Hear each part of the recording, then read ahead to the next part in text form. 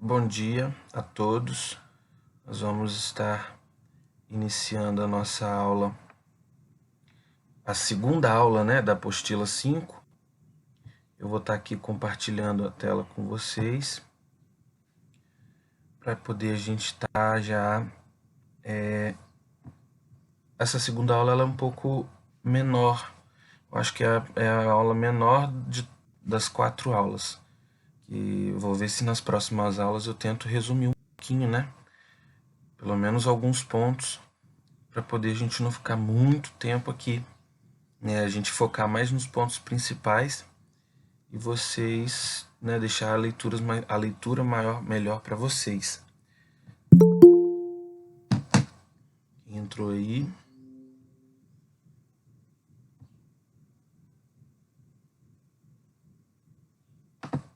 Vai. Entrou.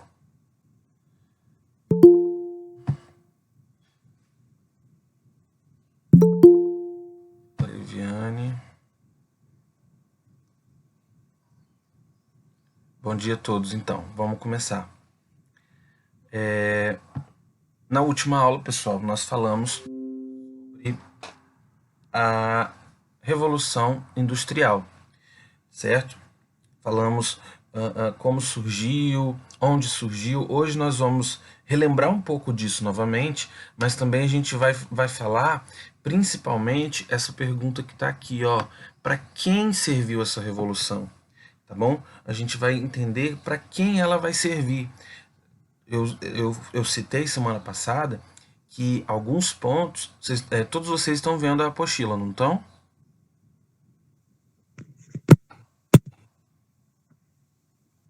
Estão vendo? Eu tô vendo. Então, a gente vai entender hoje exatamente. Semana passada eu falei de alguns pontos positivos, alguns pontos negativos, e hoje nós vamos entender para quem serviu essa revolução, certo? Continuando então. Então, entender. Deixa eu ver aqui, Gabriel. Bom dia. Vamos entender que esse fenômeno que foi a Revolução Industrial, que iniciou lá na Inglaterra, ele trouxe vários impactos positivos no campo das ciências e tecnologias. Aí está aqui, medicina, comunicações, produção de alimentos, transporte. Então, a Revolução Industrial ela permite o avanço da medicina, a forma de se comunicar, a produção de alimento, o transporte, Um potencial produtivo e de eficiência ainda não experimentado passou a compor uma corrida que ainda continua. E, graças a todas essas mudanças, tivemos aí então o que? As primeiras nuances nos meios urbanos. As grandes cidades acabaram tornando-se centros de atração populacional. Atração em que sentido aqui? Centro de atrair o povo.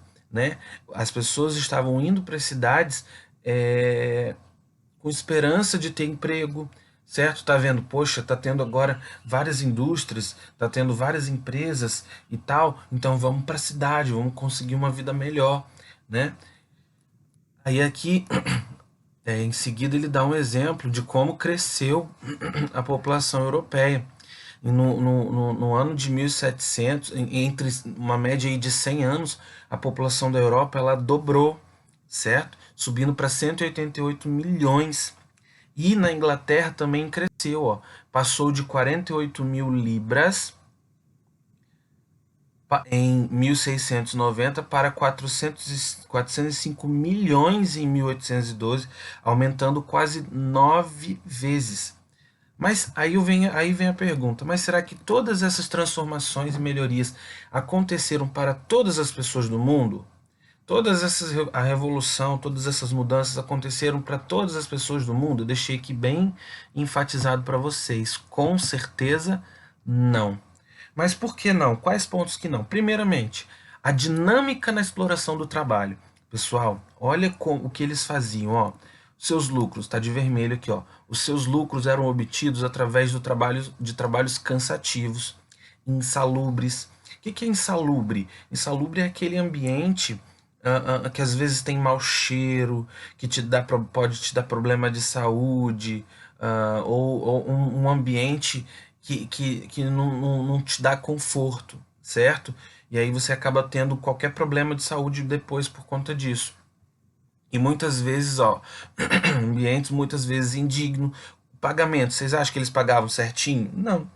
O pagamento cada vez mais baixo, sem estabilidade, e o que não garantia mais que um salário de fome aos operários. Então, primeiro ponto aí que não vai trazer, que a Revolução Industrial não vai beneficiar todos, é essa forma de exploração de trabalho, certo? Locais, locais sem conforto, salário ruim, péssimo, condições de trabalho péssimo, certo? E aí qual foi o resultado disso? O resultado foi a formação, o resultado foi a formação e manutenção de uma massa de trabalhadores urbanos miseráveis. Então nós vamos ver um grupo de trabalhadores, né, aqueles trabalhadores urbanos, os operários, miseráveis, certo? Além disso, na segunda metade do século XVIII, cresceram também as desigualdades, pessoal, entre os países que produziam e os que compravam a matéria-prima. Como assim? Ó, quem vendia a matéria-prima era obrigado a fazer a preços muito baixos para manter o lucro de nações que se beneficiavam dessa compra. Normalmente, já ouviram, não sei se vocês já estudaram isso em geografia, mas normalmente todo mundo sabe que o nosso planeta ele tem uma linha imaginária, né, que divide em hemisfério norte e hemisfério sul, chamado de linha do Equador, certo? Cadê o povo? Certo. Então, normalmente os países acima, né, os países acima da linha do Equador, né, nós chamamos aqueles países de países desenvolvidos. Quem que está lá? Estados Unidos, toda a Europa. E os países abaixo da linha do Equador são os países subdesenvolvidos. Então, normalmente, esses países mais inferiores, nesse contexto aí, vão servir para quê? Vão servir para vender, entre aspas, né, a sua matéria-prima para esses países desenvolvidos, principalmente os da Europa, né, porque nesse contexto os Estados Unidos ainda né, era uma colônia, mas principalmente a Europa, só que como esses países inferiores, né, tinham que vender a sua matéria-prima, normalmente eles eram colônia de algum país europeu, então eles vendiam a preço muito baixo, certo? Então, isso gera uma certa indiferença de países muito desenvolvidos de países menos desenvolvidos, ok? Não esquecendo também que essa industrialização gerou um grande impacto no meio ambiente, cujos reflexos são sentidos até hoje. Claro, né? Uma industrialização que vai trazer impacto para o meio ambiente, para o meio em que eles estão vivendo. Certo? Tranquilo até aqui? Já falamos aqui Sim. ok, de alguns pontos negativos, de alguns pontos onde que essa revolução industrial não foi bem, não foi bom, não foi boa, né? A revolução não foi boa. Enfim, fases da revolução industrial. Então vamos lá. Com a revolução industrial, o novo modo de produção afetou grande parte do mundo. O uso de máquinas e a maior divisão técnica do trabalho aumentaram a produtividade e, consequentemente, a produção. Então, pessoal, se eles passaram a utilizar máquinas, como eu falei semana passada, se eles substituíram a manufatura pela maquinofatura, é claro que a produção, consequentemente, vai aumentar, certo? Então, olha só, com isso, bancos aumentaram, as casas de comércio aumentaram, grandes sociedades anônimas, né? Como assim sociedade anônima? Empresa com fins lucrativos, cujo capital é dividido em ações, né? Limita a responsabilidade dos acionistas ao valor das ações que elas detêm. Então, à medida que a produção aumenta, todo um contexto também aumenta, né? Bancos, comércios, enfim. Os países industrializados buscavam em todo o mundo novas fontes de matéria-prima e mercados consumidores. E aí nós vamos ver que a Revolução Industrial como um todo ela é dividida em três fases. Ou, como a gente pode chamar em primeira Revolução Industrial, segunda Revolução Industrial, terceira Revolução Industrial. Vamos entender cada uma delas? A primeira. A primeira é o que a gente já meio que explicou semana passada. Ela foi marcada pela substituição da manufatura, ó, da produção manual, pela maquinofatura. Ou seja, o trabalho de forte cunho artesanal, né? Os artesãos passam a ser substituídos, passa a ser feito por máquinas com funções específicas.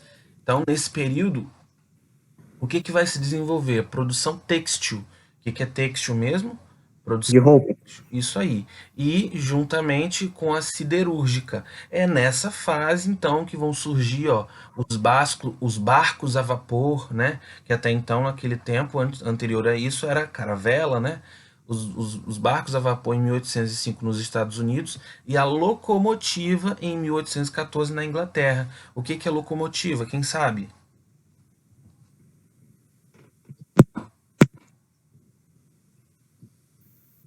Ninguém sabe.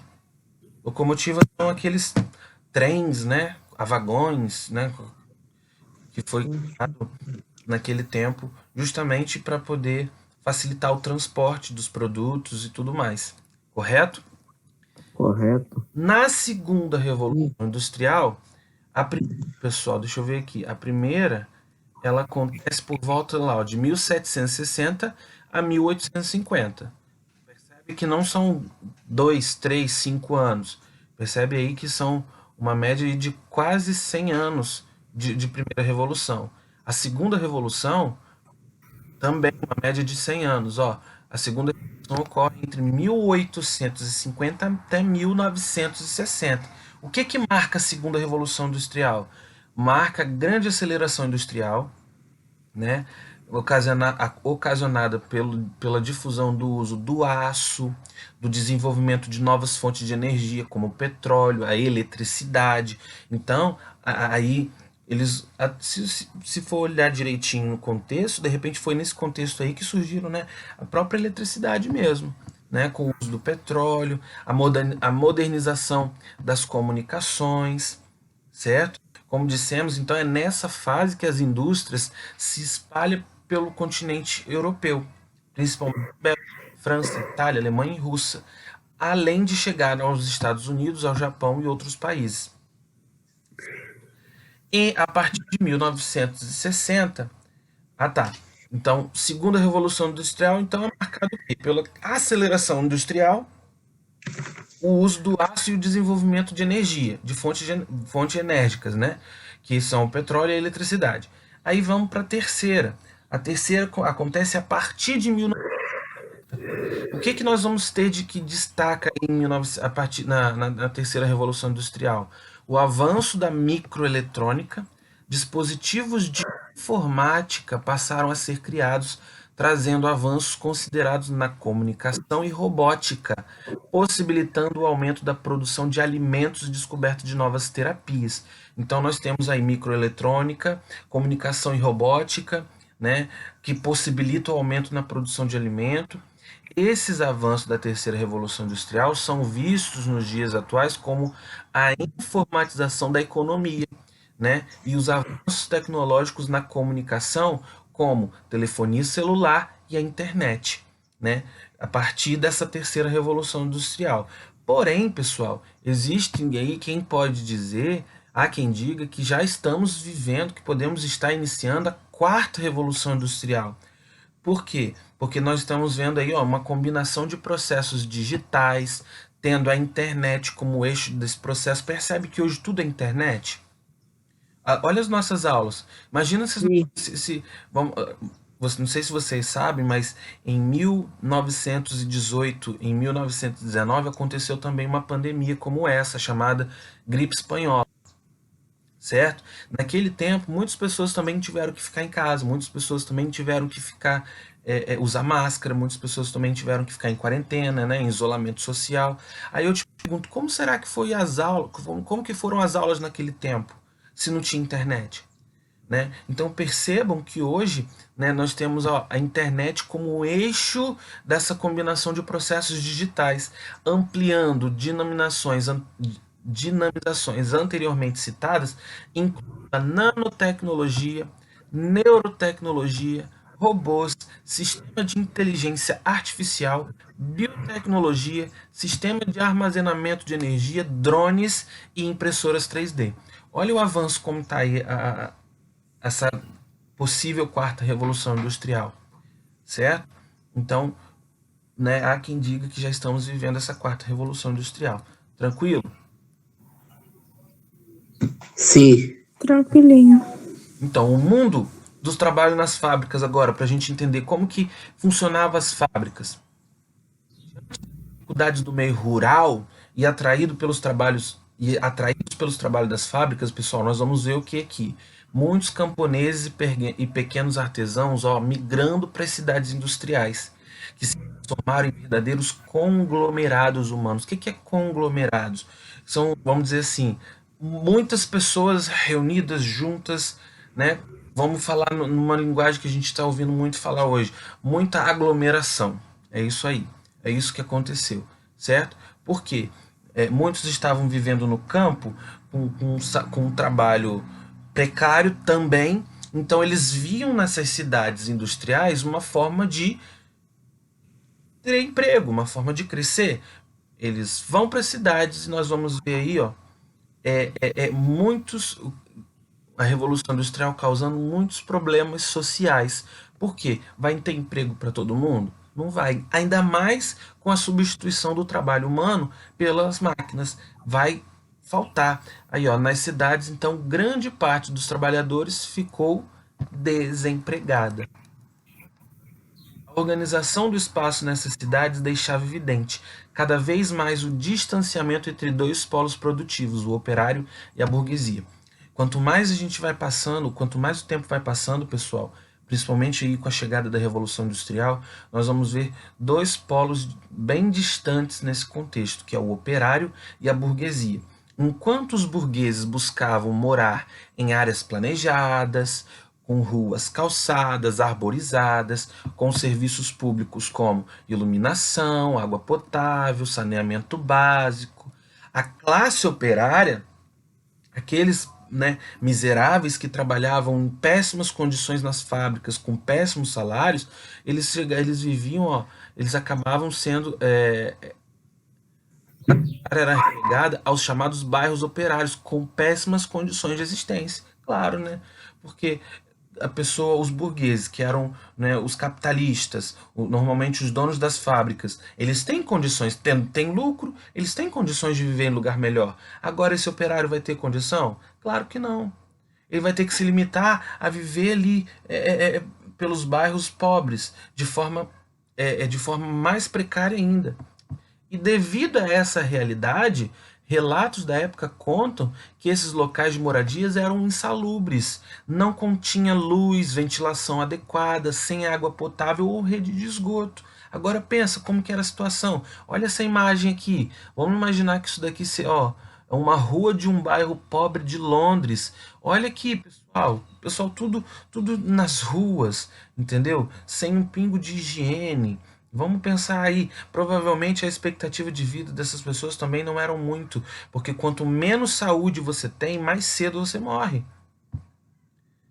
Tudo aliado a um quadro de subnutrição comuns aos empregados e seus familiares. Olha outra imagem aqui embaixo, tudo junto, tudo, a meu ver, parece que são uma família que está ali encostado na rua, né? Então nós vamos ver em decorrência disso, as epidemias como cólera não vão ser mais raros. Claro, né, pessoal? Se está todo mundo junto, sem higiene, sem saúde direito, as doenças vão pipocar, vão aparecer. A situação só começou a ter alguma melhoria quando essas doenças passaram a acometer também os burgueses. Opa! Aí, quando essas doenças também chegaram lá na casa dos ricos, aí, claro, né? Por quê? Que esses ricos, alguns deles, eles moravam próximos a esses bairros, né? As instalações fabris, as fábricas, quando iniciaram algumas medidas de promoção de higiene e de saúde. Só assim, então, né, foi feita alguma medida de higiene e saúde pública, claro, depois que começou a afetar os próprios, a própria burguesia. Ó, as jornadas de trabalho eram muito longas. Hoje, uma média de qual é a hora, quantas horas por dia uma pessoa de carteira assinada bonitinho trabalha? É em torno de 8 horas, não é isso? Naquele tempo, eram de 14 a 18 horas. Faz as contas aí. Vamos supor que ele pegasse cedo, 6 horas da manhã. 6, 7, 8, 9, 10, 11, 12, 13, 14, 15, 16, 17, 18, 19, 20, 21, 22, 23, 24. Imagina, 18 horas, ele pega 6 da manhã e sai meia-noite. Pensa, eram espaços insalubres e com condições de segurança muito precárias. Em troca, recebiam um pagamento miserável, como eu já falei, né?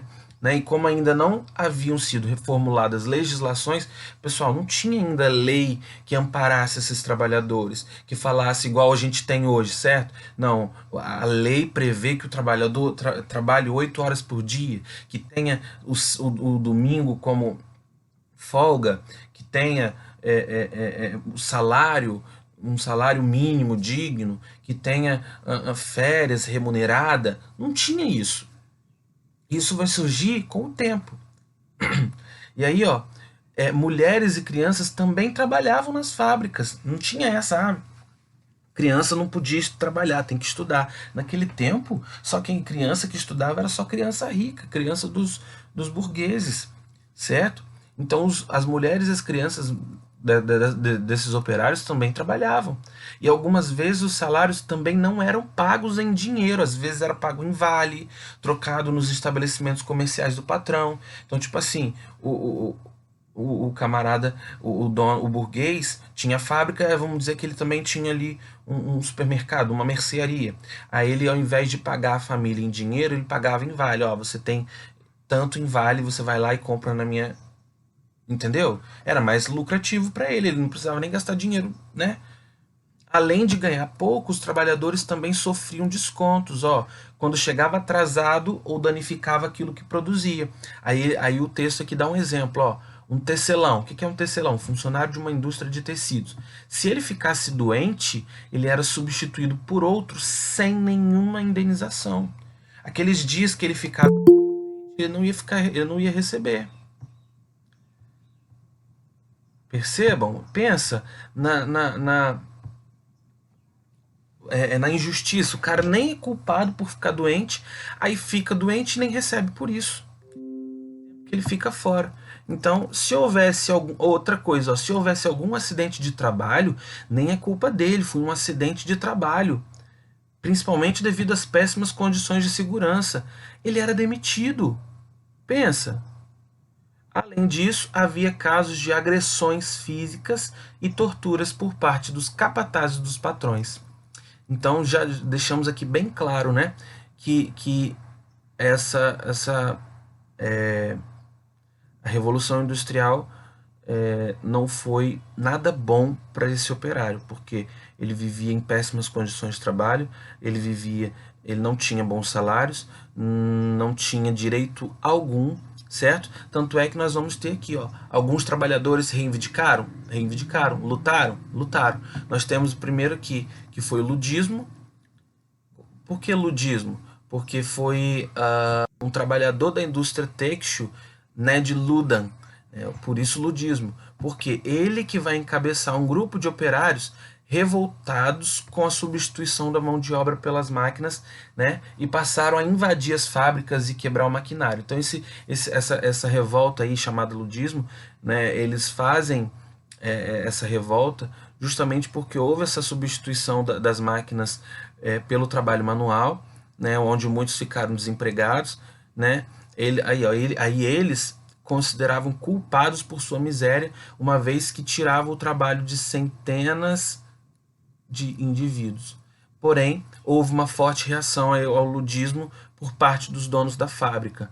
E aí eu não vou citar os detalhes, daí vocês fazem a leitura depois. Só quero dizer assim que houve uma reação e muitos, né, Houveram outras reações, aí, ó, tanto é que acabaram sendo mortos e deportados para, né, sendo impedidos de continuar a revolução, né, a revolta. Aí nós temos aqui embaixo um outro movimento registrado na Inglaterra, o Cartismo, que foi liderado por William Lovett. Né, ele fundou a Associação dos Trabalhadores como objetivo de organizar a classe operária, buscando melhorias de condições de vida. Então isso daí foi um movimento, né, que vai requerer algumas reivindicações, como sufrágio universal, secreto. O que é isso? O voto, né, a liberação do voto para todos, né, independente de ser rico ou pobre, né, eleições anuais, limitação dos mandatos políticos, igualdade dos distritos eleitorais e diminuição da jornada de trabalho. Então a gente vai ver que essa associação dos trabalhadores vai requerer tanto melhorias de vida como até mesmo participação política, né? Contudo, essas foram prisões, né? O parlamento nega essas reivindicações, aconteceram prisões, manifestações que foram reprimidas pela violência, né? Mas o cartismo mostrou aos trabalhadores o caminho de melhoria para a organização. Ou seja, nós vamos ver aqui a organização de trabalhadores que se uniam pelas trades unions, como eram chamados os sindicatos. Então nós vamos ver que o surgimento dos sindicatos, que era uma associação de auxílio mútuo, que apoiava os operários e suas famílias em caso de doença, morte ou desemprego, certo? E aí, mesmo que o Estado inglês tente negar essas medidas, nós vamos ver um crescimento delas. Tanto é que os sindicatos passaram a ser reconhecidos como legítimos defensores da classe trabalhadora, certo? Com o quê? E nós vamos ter melhorias aí, como salário mínimo, redução da jornada de trabalho, assistência social, aposentadoria e repouso semanal remunerado, certo? Direitos esses que compõem hoje a legislação trabalhista de muitos países. Então nós vamos ver sim essa classe trabalhadora conseguindo algumas conquistas graças aos sindicatos, certo? Então vamos lá. Questão número 10. Vocês vão marcar um não aqui, onde não. Vocês vão marcar um X na frase aqui, onde não representa mudança ligadas à Revolução Industrial. Na questão 11, vocês vão ler esse textinho, vão circular 3 palavras que estão erradas e colocar as corretas aqui nesse quadro, tá bom?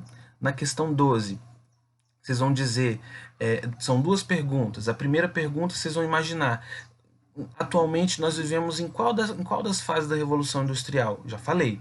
E nessa mesma pergunta vocês vão parar e refletir qual é a diferença no modo de tratamento de um operário hoje, de um trabalhador hoje, para um trabalhador no início da Revolução Industrial. Qual é a diferença? Marca aí, escreve aí.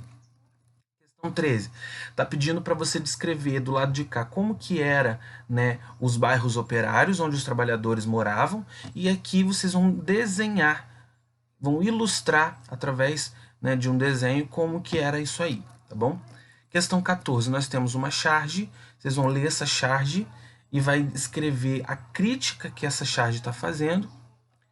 E a questão 15, verdadeiro ou falso, vocês vão marcar aqui, né, quais são os verdadeiros e quais são as falsas, né, ou qual é, não sei quantos são, não sei quantas tem, certo? E aí a aula 3 vai ficar para a semana que vem. Qualquer dúvida, vocês perguntam no WhatsApp, tá bom? Muito obrigado, valeu!